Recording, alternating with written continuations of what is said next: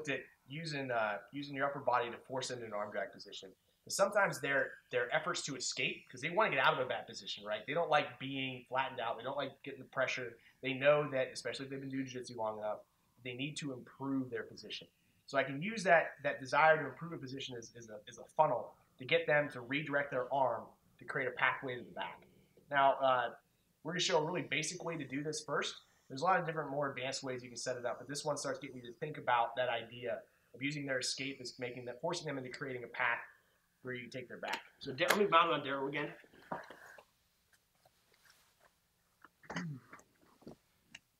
And this is a relatively fundamental technique, but I've trained with a lot of people that haven't learned it. They don't realize this opportunity is here. So the habit is to get into mount and to be really focused on really bearing down and maintaining this position, and then forcing your way, like doing this, to a better position.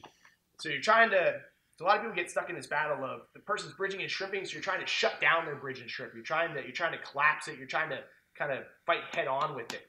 But if I know that Daryl really wants to bridge and turn, I can kind of bait him into giving me his back when he does that. So it's a very basic way to do it. So I'll be here.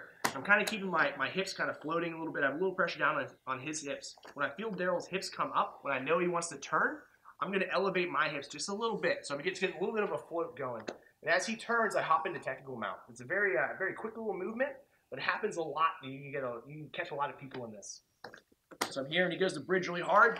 I hop up, let him turn, and I sit right back down.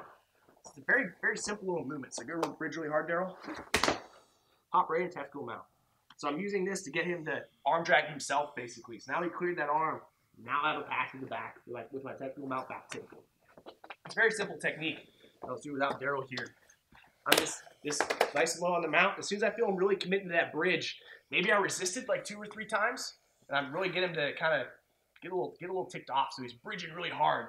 So he really overcommits. I just elevate and hop right into my technical mount. Very simple, smooth transition. And if I get good at clamping my heel to that hip, I kind of peel that grip off.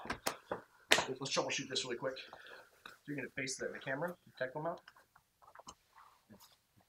Perfect. So if I'm here, if I'm really good at hopping into this position, basically I just need to keep this bottom arm away from this foot. So a lot of times I'll start pushing on this leg. Yeah.